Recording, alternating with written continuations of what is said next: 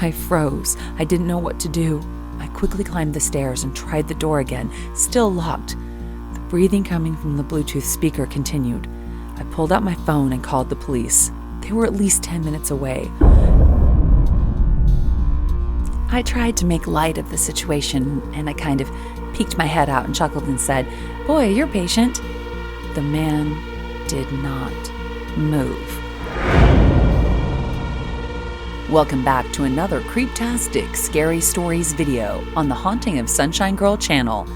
I've got a trio of bone-chilling stories for you today, all from people who had to work the night shift and encountered some terrifying things. Number 3, the Bluetooth breather. There are probably 100 places like this across the United States. An old building that used to be a dozen different things over its lifetime has now been reclaimed by trendy developers, turning old offices into quirky spaces with personality for some young hipsters to turn into whatever equally trendy business they can promote on social media. These old buildings tend to be anchored by a restaurant and bar to draw people in. These buildings also tend to have random hallways that lead nowhere and rooms that make no sense, all from the decades of different tenants changing things around. As you can guess, I worked as a bartender in a building just like this. Our town tended to be busier in the summer with tourists and pretty quiet in the winter, but our hours never changed regardless of the season. For whatever reason, the owner, who I never met by the way, insisted that the bar stay open until 2 a.m. 7 days a week, even in the off-season.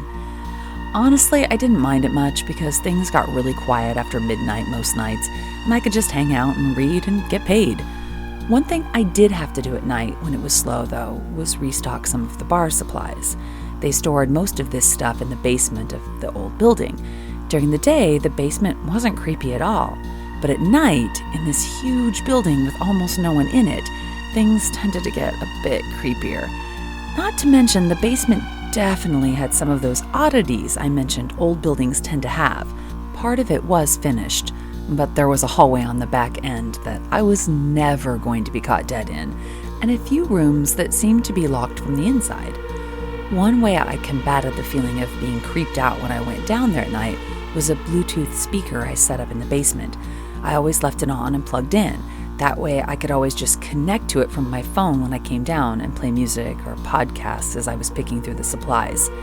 Silly, I know, but whatever, it worked for me, at least for a while. One night in the dead of winter, I flipped the close sign over and locked the door 20 minutes early so I could go down to the basement and restock without worrying about someone coming in. Just between you and me, this was something I did pretty often. Almost nobody came by at 1:40 in the morning. So I headed toward the basement and pulled out my phone, connected to the Bluetooth speaker, and turned on some tunes. I opened the basement door and the cold air immediately hit me. Well, this wasn't unusual, I just wasn't expecting it that night, and I didn't grab my coat from the bar. Even though I could see my own breath, I figured I'd be all right and went down into the basement. It was only going to take me 10 minutes or so to grab what I needed in the freezing temperatures, so I figured I'd be fine. I quickly started loading up my cart with bottles and supplies when my music suddenly shut off. I checked my phone and my Bluetooth had disconnected. I didn't think much of it. I just reconnected to the speaker and went back to work. It was seriously only going to take me 2 minutes to finish. Suddenly the music changed mid-song. The speaker was now playing a song that wasn't coming from my phone. At that point, I had a decision to make. I could try to figure out what was going on, or just assume it was some technical glitch and finish it up and get out of there. I chose to focus on the work and get out of there. But then, the basement door slammed shut. That was not normal. I rushed over and tried to open the door with no luck. It was locked, and let me remind you, the temp had to be close to freezing. At that moment, the last thing I was thinking about was the Bluetooth speaker, but then suddenly the music shut off and the sound of breathing was coming through the speaker. No joke. I don't know how I could have possibly been covered with more goosebumps at that point, but once I heard that sound, I definitely was. I checked my phone, and the speaker had definitely disconnected from my Bluetooth. This time I couldn't reconnect, and that's when I noticed it. As I listened to the methodically paced breathing coming from the speaker, I saw something coming from behind the pipes on the other side of the basement.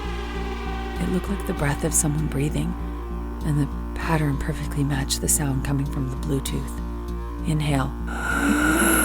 Silence. Exhale. Breath. Inhale. Silence. Exhale. Breath. There was someone on the far end of the basement connected to my Bluetooth, breathing slowly and deliberately, just waiting and watching me. I froze. I didn't know what to do. I quickly climbed the stairs and tried the door again, still locked. The breathing coming from the Bluetooth speaker continued. I pulled out my phone and called the police. They were at least 10 minutes away. Should I have called out to whoever was over there? Then I remembered. Our building paid for night patrol security. I called that number, and the security guard just happened to be patrolling the halls nearby. He was at the basement door within 30 seconds and opened it up. I think I scared the crap out of him when I burst through the door. By the time I calmed down enough and told him what was going on, and he went to check out the basement, whoever was down there had gone.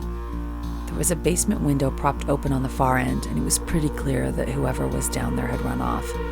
To top it off, my phone finally reconnected to the speaker, and the police's song, "Every Breath You Take," came on. Definitely the strangest late shift work experience I've ever had.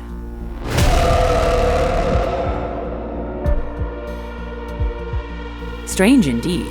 Would you be able to ever go down to that basement again? I know I wouldn't. Number 2, do it for the giggles.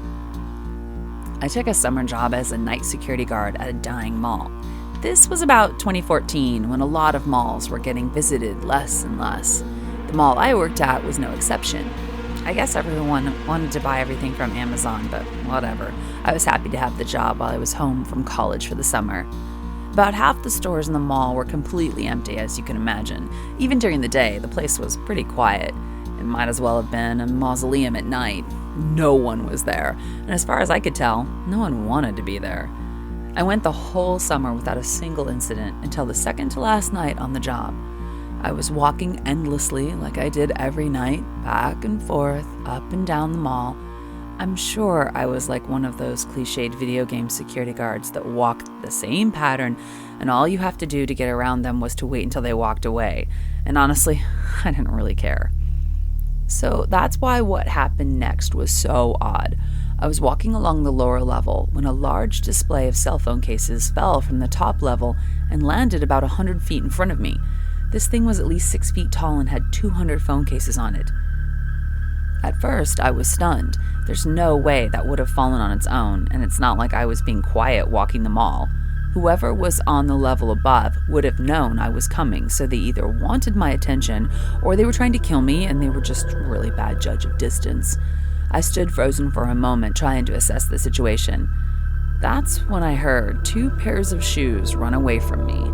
I stepped out into the middle of the mall and looked up, trying to see if I could get a glance at who it was, but they were too fast. Now, I realize I was hired as a security guard, but I really hesitated before I started running the same direction they were running. But I did eventually start giving chase. They were about 100 yards ahead of me on the upper level, running away from me as fast as they could. The thing was, they were running out of space in the mall. It was coming to an end, and I wasn't sure I wanted to catch up with them when they reached the end. I wasn't even really sure what was happening, but I was sure of one thing. They were laughing hysterically as they ran. Then suddenly, one of them jumped from the top level and shouted, "For the giggles!" as he fell to the lower level.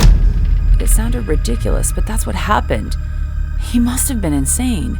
He landed on the lower level with a thud, groaning in pain. I looked up to see the other man step to the railing. He was wearing a clown mask as he giggled. For a second, I thought he was going to climb over the rail and jump down as well. But he suddenly turned and ran away. I heard an upstairs door slam open as he ran out into the parking lot. I called 911 and waited for the paramedics and police to show up. As I waited with the gravely injured man, he didn't even really acknowledge that I was there. Maybe he was in too much pain. Until finally he turned to me, looked me in the eyes, and said, "Hey, I know you." I'd never seen this man in my life, but him saying that sent shivers down my spine.